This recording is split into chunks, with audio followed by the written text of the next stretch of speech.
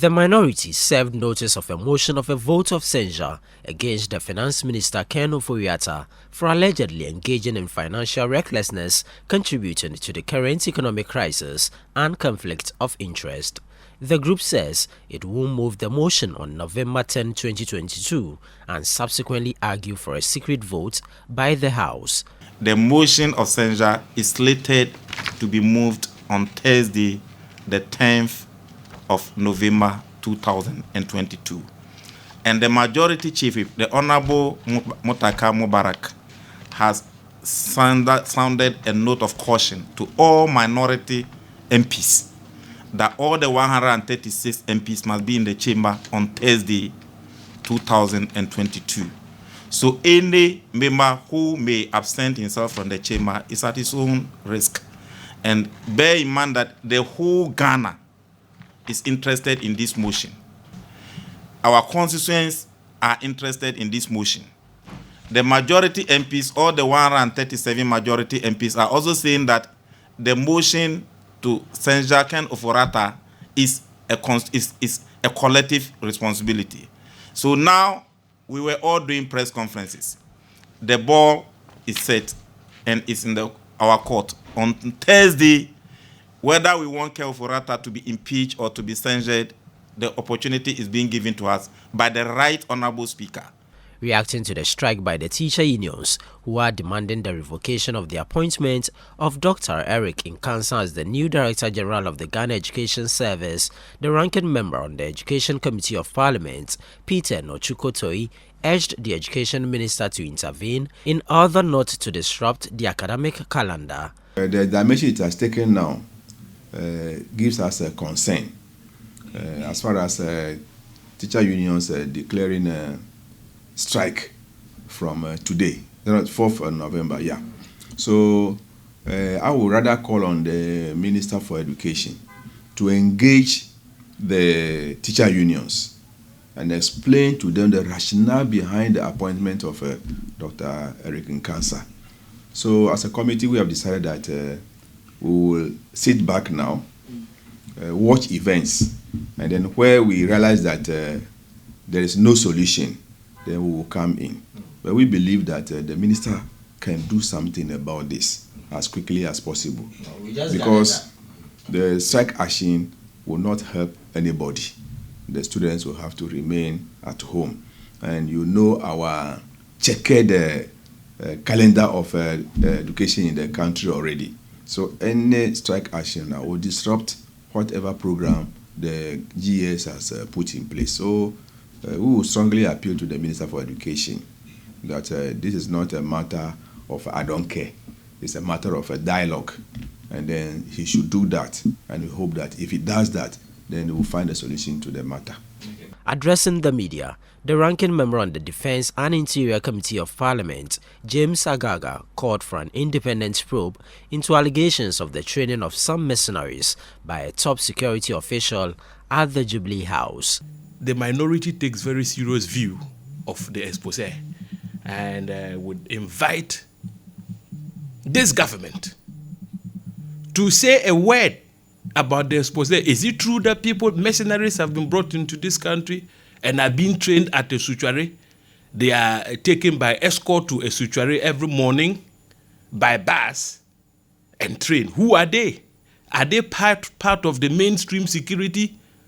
If not, are we not flouting the Constitution? Are we not raising a parallel armed force contrary to the dictates of our Constitution?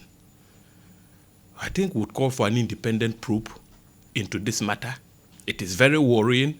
We can't just go to sleep. The expose has been out there for the past 3 days. I was waiting patiently to hear from at least the National Security Minister, the Interior Minister. They should speak to the issue. Is it true that they are training mercenaries? The deafening silence on the part of government is worrying. During proceedings, the Member of Parliament for Upper Manya Krobo, Bismarck Tete Nyakon, asked the Minister for Roads and Highways, Kwesi Amoakwanta, when work on the Asasewa Town roads would be completed since it had been abandoned by the contractor.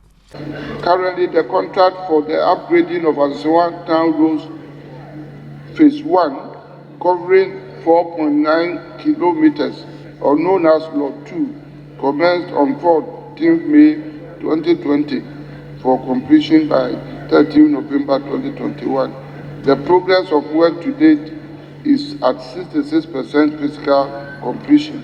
The contractor is currently not on site, and efforts are being made to get the contractor to return to site by the fourth quarter of 2022, failure of which will lead to initiation of steps to terminate the contract. And shortly after I won the election, the contractor packed his things and left. So it's like everybody thought because MPP lost, that's why the roads are not being constructed. And 1 year on, we can't even get the contractor, and that's prompted me to come and ask this question. Clearly, the minister stated that it was lack of capacity on the part of the contractor, and government is not paying him, and he also doesn't have money to complete the road, and that's why he abandoned the road. In fact, the assurance that government will find money and pay, we have heard it several times, and it has never worked. But thankful to the minister, I made a proposal that already there is a contractor working from the Koforidua Road through Asisewa, continue to Obuoso in the Fantiakwa. This contractor I'm talking about will pass through Asisewa town anyway.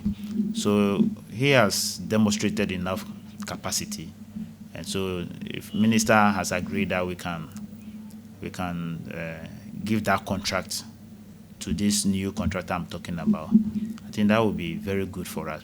Following recent increases in fuel prices, Member of Parliament for Isiujaman, Thomas Nyako Ampium, urged leadership of the House to consider allowing only 2 sittings in a week to help cut down on cost incurred in transporting themselves to Parliament. The day before yesterday, I went to the Goil filling station at Lagos. My light was on, and I asked them to fill my tank. I got down to the shop to buy something. When I came back, 3,000 cedis was my bill. 3,000, Mr. Speaker. I had 2,100. I had to call my colleague, Honorable Jaja, to send me money through the Momo that I'm avoiding to use before I was able to pay my bills. So, Mr. Speaker, looking at the kind of business that we have, is it not possible to consider? We can stay for 6 hours a day. Instead of coming 2 hours, we go back, drive here 2 hours, we go back. Part the day, if it's even 8 hours, we'll be willing to stay, do the business for like two days, and then save. That way, we can save like 500 cedis on fuel every week. And this will also be in line with the proposal by President Mahama to organizations to allow those who can work from home to do so, because the fuel situation is killing us, Mr. Speaker. But the majority leader, Seche Mensah Bonsu, described the call as an unfortunate one that could have dire consequences on the economy. When we are in dire circumstances, that is when we are called upon to increase productivity. And for a member of parliament to say that we should work in just 2 days in a week, the Speaker, that is a very apocalyptic declaration from the member of parliament. What will be the effect on national productivity, this call that you are making? And what will be the effect on GDP? I think that really is an unfortunate call on us, that we should be working for just 2 days in a week. Mr. Speaker, and he says that President Mahama has made a request for people to work from their home. There's only one president in this country, one executive president in this country, and nobody can pretend to share power with that president, whether it's a former president or a future president. Presenting a statement on the floor of Parliament on government's preparations towards the FIFA 2022 World Cup in Qatar, the Minister of Youth and Sports, Mustafa Yusuf, says the government aims at spending an amount of $8 million on the group stages of the Ghana Black Stars at the tournament. World Cup. Mr. Speaker, Having qualified for the tournament, the FA received $1.5 million from FIFA to augment the Black Star preparation, and this amount was useful to the team friendly matches to improve technical and managerial readiness for Qatar. Ghana will receive further $9 million for our group stages participation in the tournament, covering 3 games against Portugal, Uruguay, and South Korea.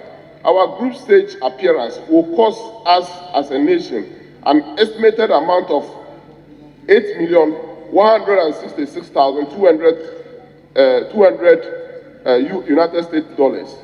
We estimated a combined expenditure for the tournament at $14,184,100 United States dollars. Having qualified for the tournament, the GFA received $1.5 million from FIFA to augment the Black Stars preparations. This amount was useful to organizing the team's friendly matches to improve technical and managerial readiness for Qatar. How much of it did you spend? Because in the media, we are told that some 800,000, I said in the media, there is some report of 800,000 being spent in organizing the friendlies. How much did you spend on each of the friendlies, whether it was with Brazil or other? From Parliament, my name is Ni Ayikwe Okain for Citi News.